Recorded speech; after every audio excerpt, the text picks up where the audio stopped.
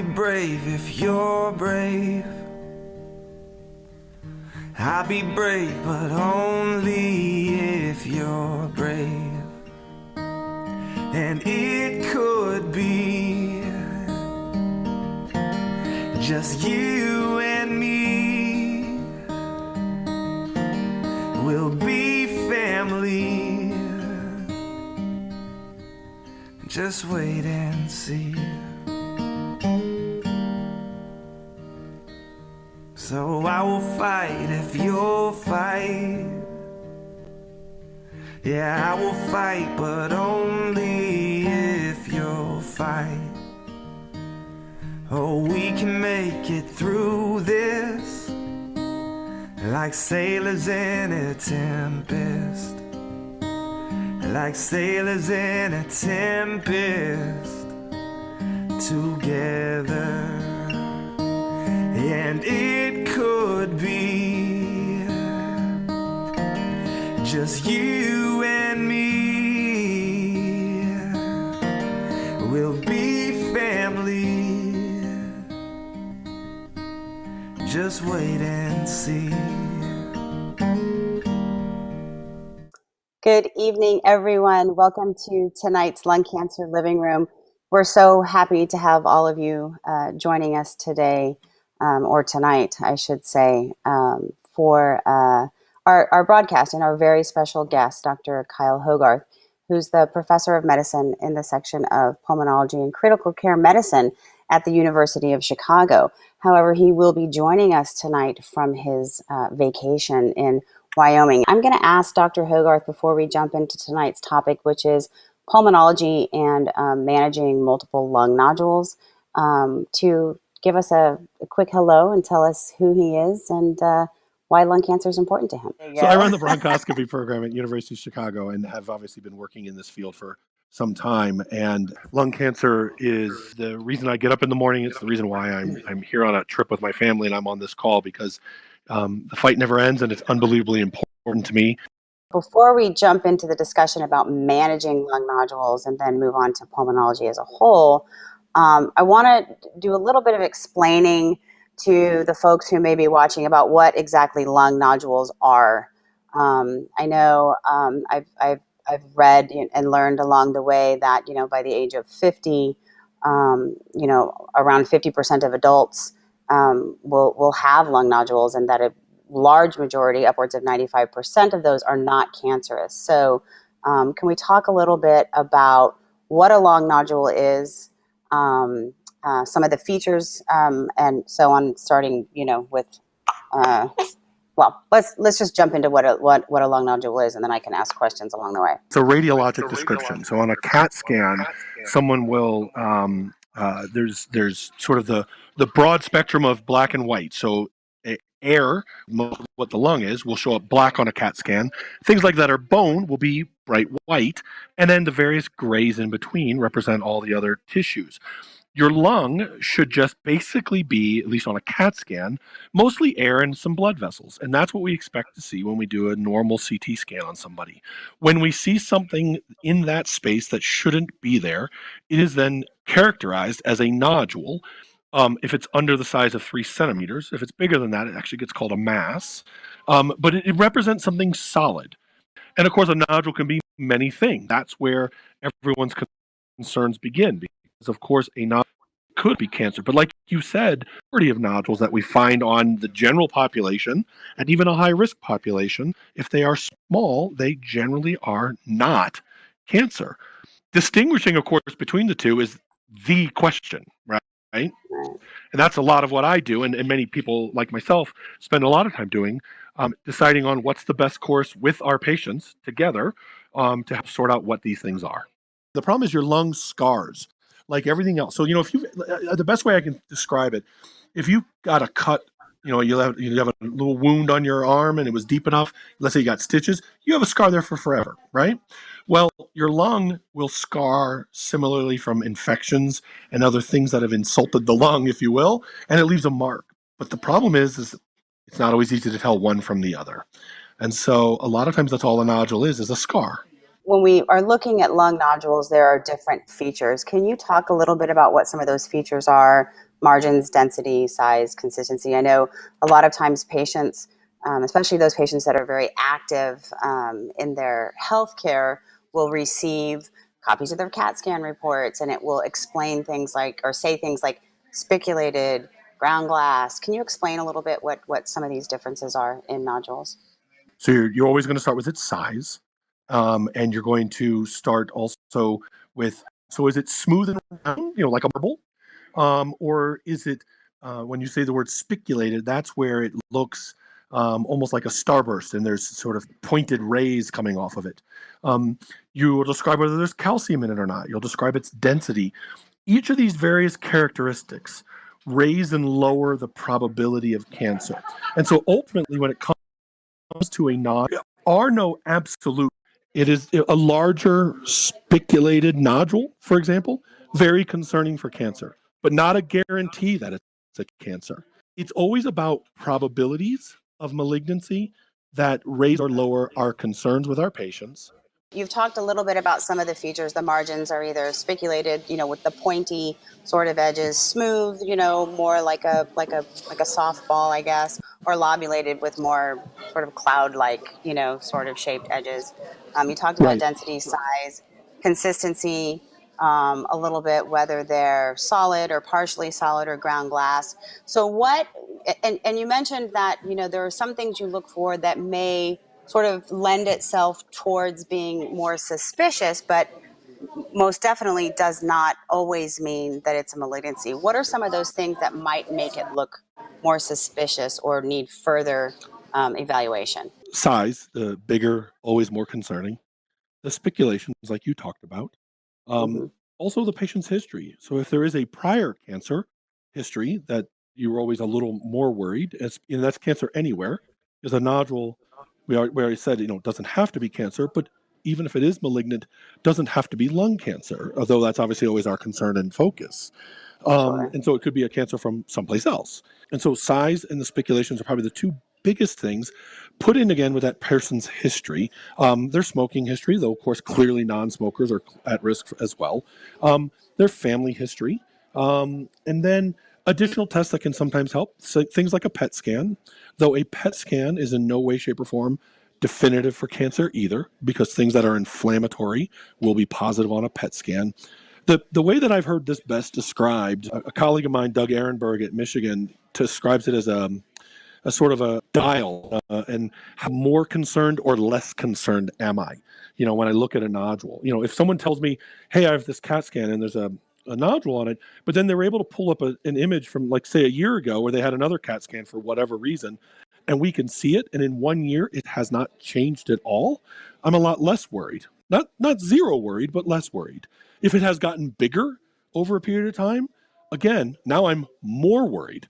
Not definitive, but going to influence the discussion I have with you. And like I said, the reason I'm glad to do things like this, and for any patient on the line, you have to definitely ask probative questions and ask important ones like, what's the probability that this is malignant or not? What do I need to do up or down to be concerned? So that kind of leads into the sort of the management part of, and also what happens next if you see something suspicious. And you talked a little bit about this sort of watch and wait, like, well, I'm wherever you are on that dial. If you're below the 5, if it's a 1 to 10 dial, right, maybe it's a watch and wait to see what happens next. At what point does it take that next step and move on from something suspicious to something that maybe we need to look a little deeper at and grab a biopsy? I would argue, I guess it's a moving target. And the reason I say that is that it's partly the physician in their sense of what the risk is for this nodule being malignant.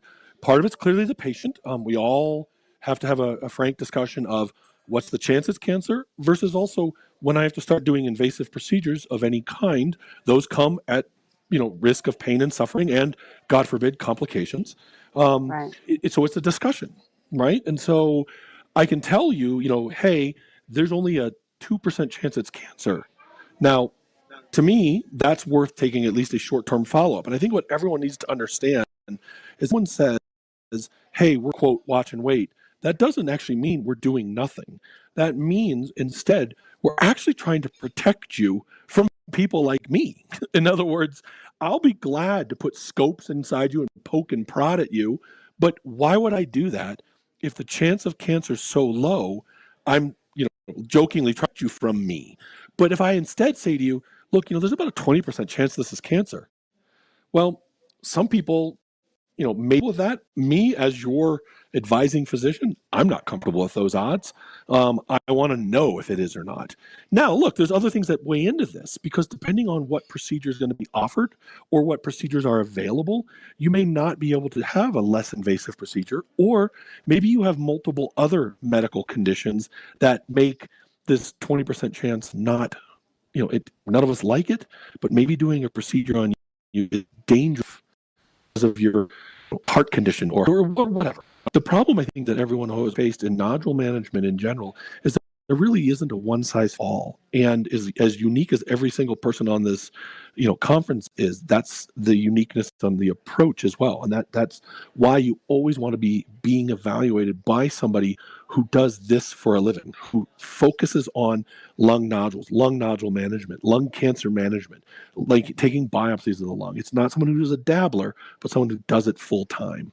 Quite often when patients do get, a CT scan or, pulmonary nodules are found incidentally. In other words, they, God forbid, got in a car accident and had a CT scan, and all of a sudden, everything looks great. You don't have a broken back, but we spotted some of these nodules. And it's not always just one nodule. So when we're talking about multiple lung nodules. Oh, I have two. Do you? Me, I have two nodules. Oh, yeah. CAT scan for Yeah. So when you are looking at these multiple nodules and you talk about management of these nodules, what does that mean? Multiple nodules is a broader thought process in that definitely someone could have two different cancers developing. Let's start with define the word multiple. Let's say there's just two nodules. Okay, well, that could be two separate lung cancers developing. That's one possibility.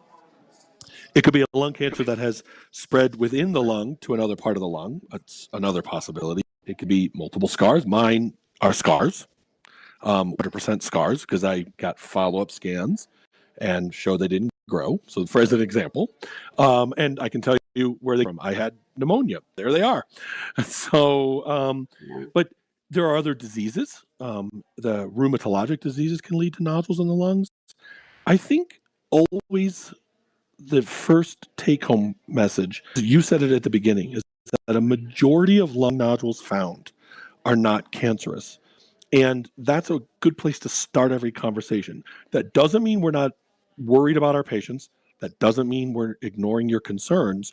But at the beginning, what we're always starting with is, thankfully, a majority of nodules found are not cancerous. And let's explore what they could be. Depending on where you live, there are a lot of fungal infections that look just like a cancer. In my neck of the woods, we have a lot of histoplasmosis and blastomycosis. And we have a lot of patients that go to the Southwest and then pick up coccidiomycosis. They present PET-positive spiculated nodules. They look just like a lung cancer. You just want to make sure it's not that. And the only way, I guess, to determine that would be to biopsy? This is where the other great advances that have been going on. So the other bit of good news for a lot of our patients, besides all the advances in CAT scans and better ability to see inside the body, and of course, way better therapies if someone does need therapy for cancer, there are several blood-based tests that can help to risk stratify, not just based on your CAT scan, but also based on how your body is responding to what's going on inside. In other words, if that is a cancer, there's a sort of signal, if you will, that your body is giving off, and we can start to measure that. If it's something infectious, there's a different signal he's giving off. And these tests aren't perfect, but they raise and lower that risk, that needle. That newer technology, this one blood test has only been available for less than a year. There's also blood tests to look for your body making antibodies to these various infections. And so there's a lot of other things that we have at disposal that we do long before we start talking about taking biopsies to figure things out. So you talk about this blood-based, risk stratification test. I mean, is that something that is done on all patients? And if it's not, is it something patients should be having conversations with their physicians about Yes. during this process? So it's a relatively new test, and there's many others under development, and so there's thankfully going to be a selection of choices, if you will. It's a blood draw. There are, of course, various exclusions. If you've had a prior cancer history, these tests have not been validated, so they are done in someone who has a lung nodule that is indeterminate. We don't know what it is, but does not have a cancer history. And they're not perfect because they don't say 100%, they don't say 0%. And in some cases, there isn't enough of a signal, and they say they don't really change the risk. What I always warn all my patients about is that, let's say you come to see me and I say to you, there's a 6% chance it's cancer. I think we should get a follow-up scan. We should not do a biopsy. And you go see another doctor, and he'll say the same thing. And then you'll go see someone else, and she'll say the same thing. But if you keep looking, you will find someone willing to operate on you at some point. And then, of course, they will have proved it was benign. You will have gone through an unnecessary surgical procedure. If you hunt long and hard, you will find someone willing to, do a procedure that you don't need. So just be cautious, and again, watch and wait. It does not mean goodbye, never see you again. And quite honestly, frequently, a majority of the time when we get a follow-up scan, it's 3 months after the original scan. But depending on when the patient's scan was done, and then they see their doctor and their doctor sends them to another doctor, that scan already may be a month old. And so, waiting an additional 2 months, even if it's a cancer, for these small nodules, their rate of growth and their risk of spread is so low that we are not harming you in the off chance it's a cancer. But what we are doing is protecting you from unnecessary procedures. And that's what these blood tests do as well. One of the things that, to me seems like such a shame is quite often when patients are told, that a nodule has been found, this type of conversation hasn't happened with their physician in order to help Correct. to sort of quell their fears, right? So I go get a CT scan, somebody tells me they see something in, one of my lobes that's not supposed to be there, come back in 3 months, end of story. I'm going home and panicking. Right. You know what I mean? Absolutely. So what would you recommend maybe patients whose physicians aren't having that conversation? How do they sort of start that conversation? And what questions should they be asking their physician to help sort of quell those fears? Let's start with some of the basics. They should, one, ask their physician, are you a specialist in this area? So like if it's your general practitioner, they're not a specialist in lung nodules and lung cancer. They are just following a set of guidelines. But you know what? Those guidelines, the various guidelines that have been written to help guide physicians in this decision tree, were developed precisely so that we don't take people for both unnecessary procedures, but also unnecessary repetitive scans, right? We used to scan people every 2 to 3 months. And for some nodules that are so small, the guidelines tell you not to even be scanned for another year. That was not some arbitrary decision. That came out through good research. And what that also does then for patients is helps you to avoid getting 4 to 8 CT scans. That's a lot of radiation. You may not have any lung cancer, but if I CT scan you enough, I could give you one, God forbid, right? And so part of this discussion, I think, is you as a patient to say, why are you telling me 3 months? Like, what's your basis of that decision? And they'll say, well, look, there's these online nodule calculators. We plugged in the characteristics of you and your nodule, and it shows us it's a 2% chance it's cancer. 2%, that's not, you can't, too small to biopsy, et cetera, et cetera. That's why we're going to follow it. That's not a very long conversation, but it's a conversation. And you as the consumer should have that conversation. And if your physician's not willing, find a specialist in lung nodules. It typically are a pulmonologist, and have a discussion with them about this. And those are the phone calls we get. How worried should I be? Because, maybe their physician didn't have that conversation with them for whatever reason. So really great information. I'll give you an example. Let's assume that it comes back as a relatively low risk, and we do watch and wait. And on the follow-up scan, it grows another 2 or 3 millimeters, let's say. Now, the risk for cancer just went up, but still not to 100% because benign things grow as well. But, now we're both worried. I'm more worried, you're more worried. But the good news is, God forbid that's cancer. It was stage 1 when I met you, and it's still stage 1 3 months later. We've not lost anything as far as helping you. But what we've gained is all the people who avoided unnecessary procedures. Yeah, that's a great point. That 3-month time frame, could be a win in that it just stays stable and it's nothing really to worry about. But even if it does grow a little bit, you're not any, I hate to use the term worse off, but any worse off than you were 3 months prior to that. No, I mean, but that is the right term to use. I mean, I understand it's nobody wants to have that diagnosis ever. And I think we should make one real clear point for all our listeners. We're talking about a CT scan that the only thing present is a lung nodule. That is different than if your CAT scan report says a lung nodule and also one of the lymph nodes in the middle of your chest is enlarged. That is never a watch and wait. If there's an enlarged lymph node, that needs to be biopsied, and it needs to be biopsied right away. We do not watch and wait lymph nodes, and with some rare exceptions. But if someone tells me there's a nodule and a lymph node, that lymph node needs a biopsy, and it needs it soon. So this is all people whose CT reports only say nodule. Gotcha. So it would not, gotcha. But the CT reports, if it had any lymph node involvement, it would also say that on the report. It would. What happened is they would say there's a nodule X, whatever size and whatever lobe, and the whichever side the nodule is on, that hilar lymph node is enlarged at 14 millimeters, let's say. Yeah. Well, that lymph node should not be enlarged, and if it's enlarged, it doesn't, of course. So I just want to clarify, because that's a completely different discussion.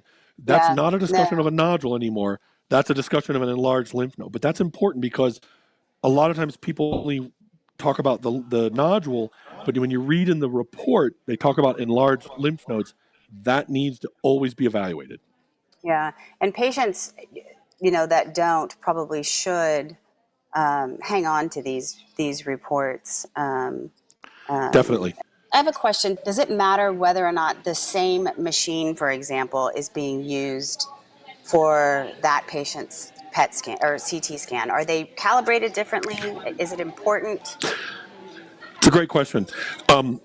It's not so much the same machine. There are subtle differences between brands, if you will. The one place may have a certain brand, but there are profound differences in how a CT scan is processed, and that has nothing to do with the brand of the scanner. That has to do with the protocols that are used by the radiologist in that radiology center. So frequently what happens at my own institution, and the guidelines are that everybody's CT scan of their chest should be essentially a 1 millimeter slice thickness. So that means that's high resolution, 1 millimeter or less, and continuously sliced. What many people don't know is that you'll get a CAT scan at a center that uses what are called 3 millimeter cuts, and those are thicker. But that 3 millimeter cut is a lot of averaging, and depending on where the next scan is done, a nodule that was only a few millimeters because it cut across 2 of these 3 millimeter cuts, the patient's it's ever so slightly different, but now it shows up on 3 separate cuts, and so now the radiologist officially has to call it bigger, but it's actually not bigger. And so, because it's just the yardstick you're using, if you will. So one of the very important things is to try to be consistent with where you get your scans. So not necessarily the scanner, but the center, so that you're truly comparing apples to apples. But again, if you get that incidental scan found, and they were scanning your abdomen for kidney stones and they find a nodule in your chest, when you go to get that follow-up scan that's going to be dedicated to your chest, you want to get it at a center that, again, has experience with lung nodules. You're going to get the same radiation. Actually, you're going to get less, because the better scanners do the thinner cuts, but they do it with less radiation. So you're going to get less radiation and quite literally get more bang for your buck. And you're going to get more data for you and the physician to truly quantify your cancer risk, which is the only reason you're here. And there's still centers that do 5 millimeter cuts. That's like honestly looking at the television you used to have 30 years ago and comparing it to the one that you're probably looking at right now. I mean, obviously, this is a well-known thing. Is that something that's taken into consideration when repeat scans are when appointments are being made for these repeat scans, or is it something that maybe just kind of? I wish it has to do honestly. It's protocol driven and it's driven by the radiologist.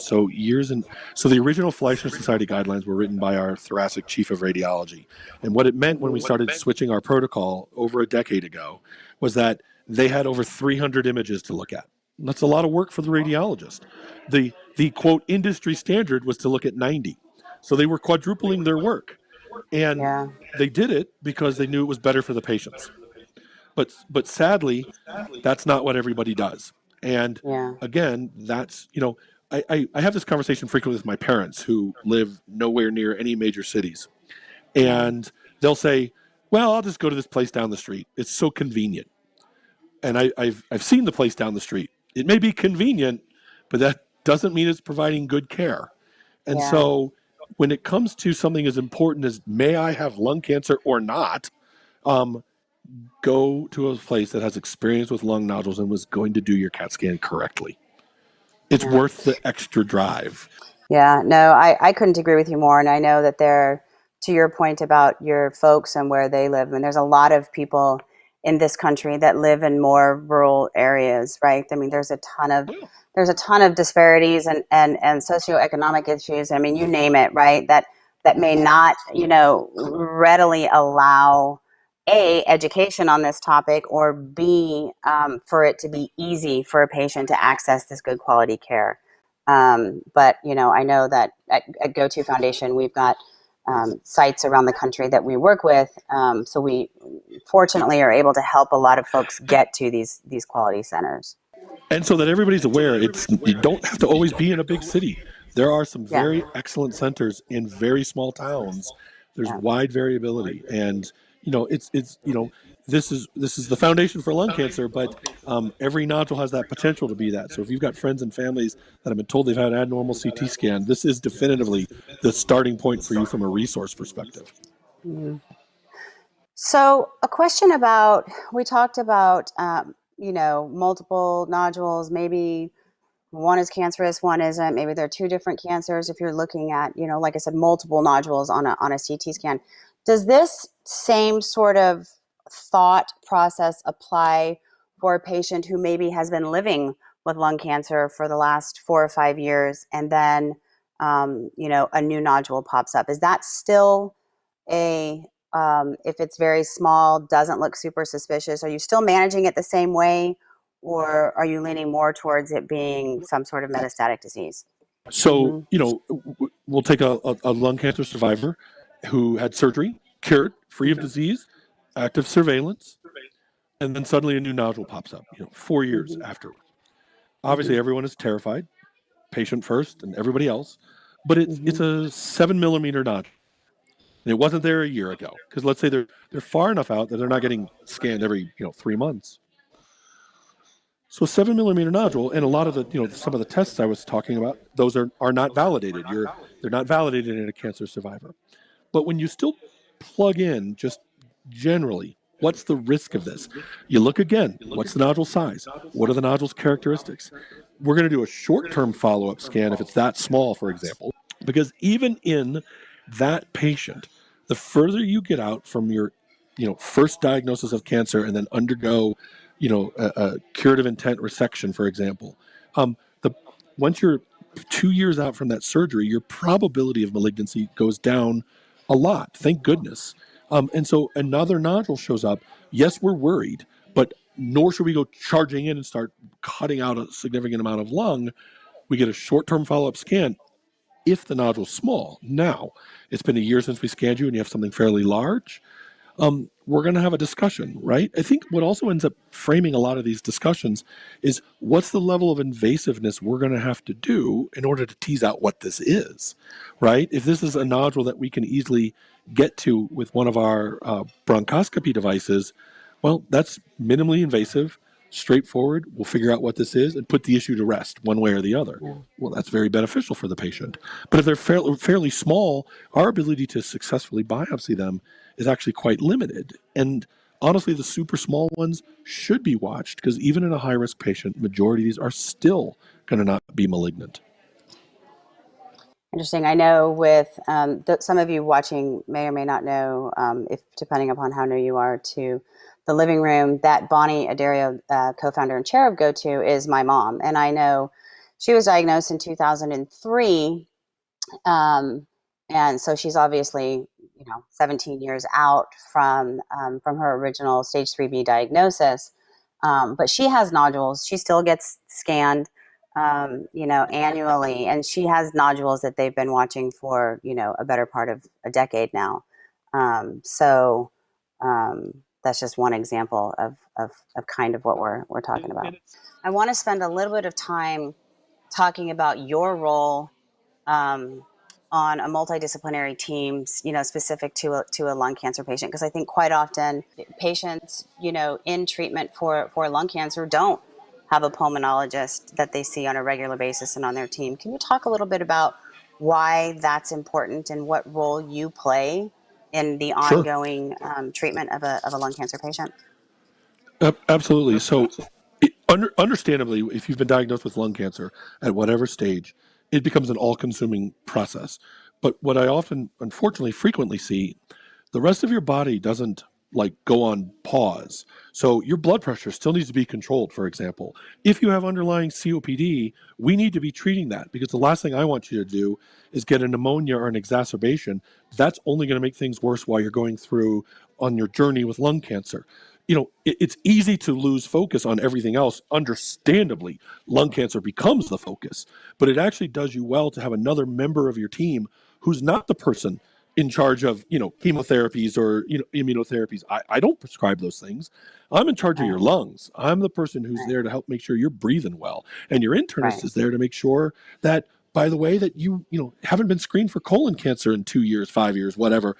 We don't want to go through everything you're going to be going through and then to have something sneak up on us that we could have nipped in the bud from the beginning.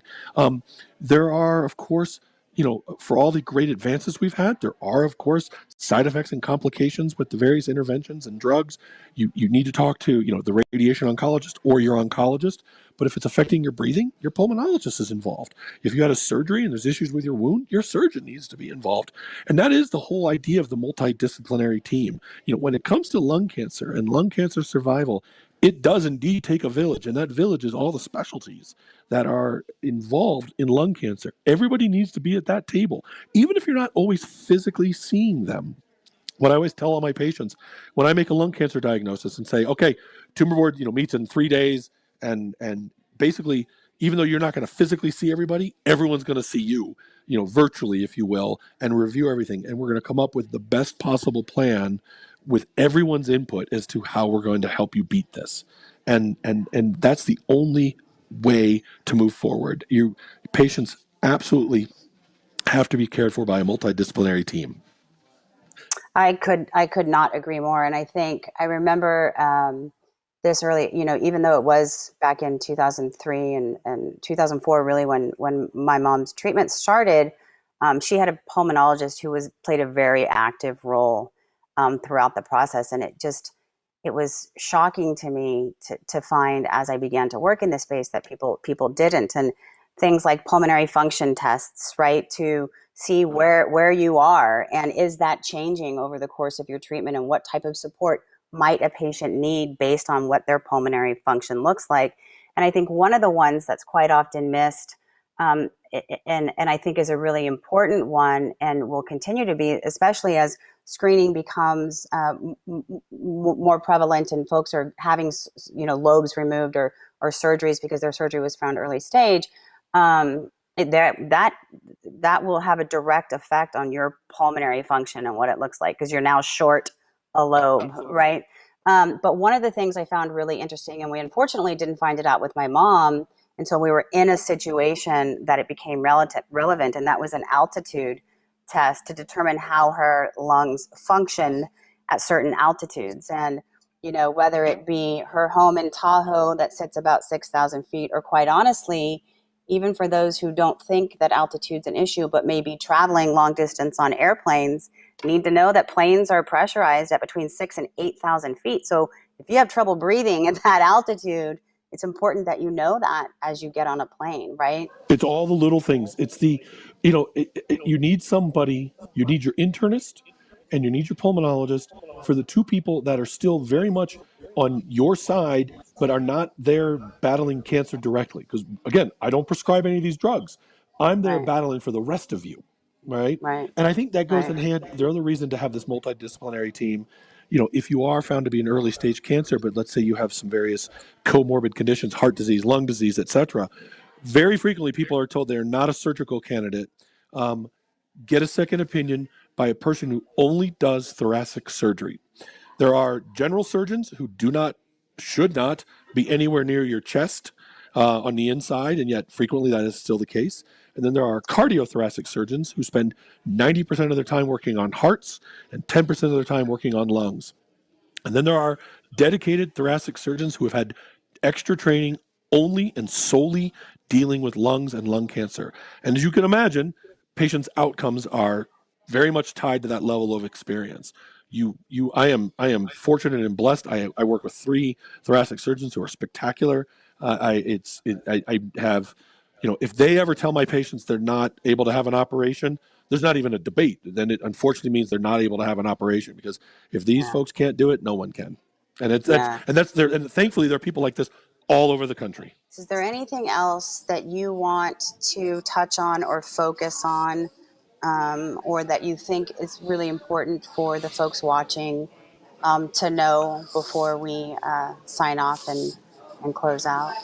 Remember, when you've been told you have a nodule, um, start off with the fact that though cancer's on the list, it is not a guarantee that that's what it is. So take a deep breath and be thorough in your approach to it. It's understandably that the first reaction is panic. That's what mine was. I got told I had 2 nodules. My brain went right to the lung cancer picture. And then I paused, reviewed my scan, and took a deep breath and realized what the chances were, etc., and had a thoughtful approach, with a colleague who managed me to make sure it was fine, and avoided unnecessary procedures. If you're going to need a procedure, make sure that it's been justified as to why you need it. What is the probability that this is malignant? What's the probability that the procedure is going to be diagnostic? What is the probability of complications from that procedure? Are there non-invasive means to figure that out through blood tests, etc.? Be an active consumer so that before you're laying on any form of a table to have a bronchoscopy or a needle biopsy or a surgery, that you have a complete understanding as to why you're there laying on that table having that procedure. And if you can't tell me why you're laying there, then your physician has not done a good job of explaining to you the real risk for this to be malignant and we're trying to accomplish today. You talked a little bit about, maybe you have a single pulmonary nodule, but also a lymph node. This person is asking about nodule or nodules on both sides. So if it Yeah. crosses over the mediastinum, what does that look like? Well, so if there's 2 nodules and they're on, in both lungs, it's the same still possibility that each one is an individual lung cancer. One's a lung cancer, one's not, or it's a lung cancer that is spread to the other side. And all of those clearly mean very, very different things. What ends up happening, each individual nodule. So if you have had no history and you've been told you have 2 nodules, then we assess the risk of each nodule based on the individual characteristics of that nodule. So if one's 6 millimeters, very low risk, right? The other is 1.4 centimeters, higher concern, and it's spiculated, and et cetera, et cetera. Okay, the 1.4 one, you and I are going to have a discussion about doing a biopsy. The 6 millimeter one, we're going to follow that. So we're going to have a procedure on the one, watch and wait on the other. Great. So another question, you talked a little bit about inflammation, and if a patient's told it's inflammation and to come back in X time um, for a repeat CT scan, and they're still told inflammation, how long do you look at inflammation before you think, well, maybe it's not inflammation?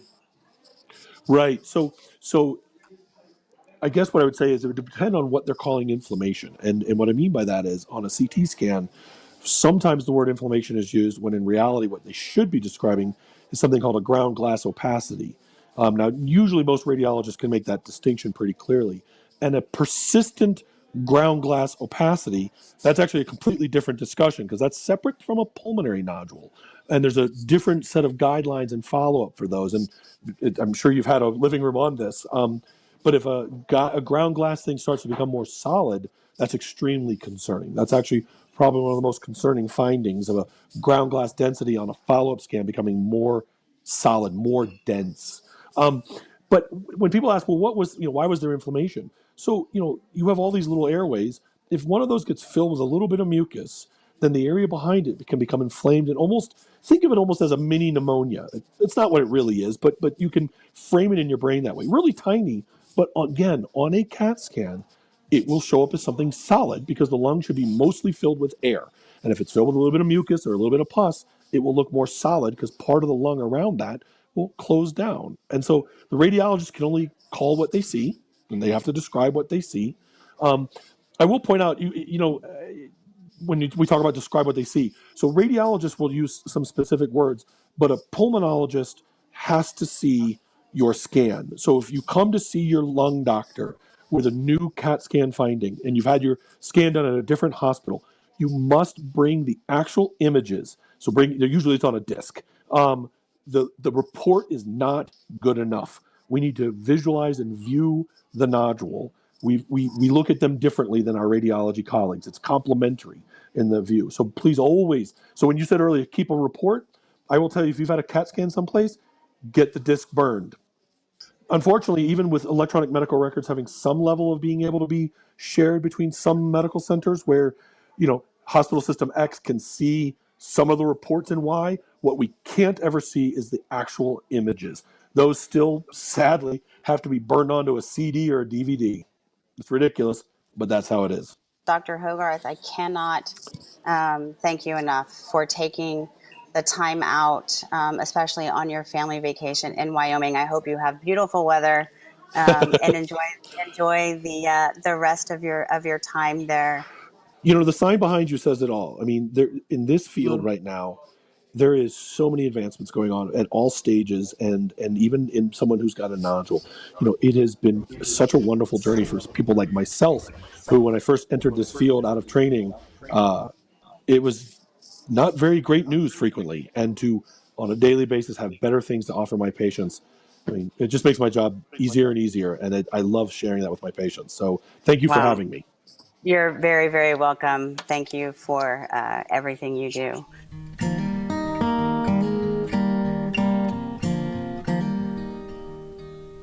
Oh, I'll be brave if you're brave. I'll be brave, but only if you're brave. And it could be just you and me. We'll be family. Just wait and see. So I will fight if you'll fight. Yeah, I will fight, but only if you'll fight. Oh, we can make it through this like sailors in a tempest. Like sailors in a tempest together. And it could be just you and me. We'll be family. Just wait and see.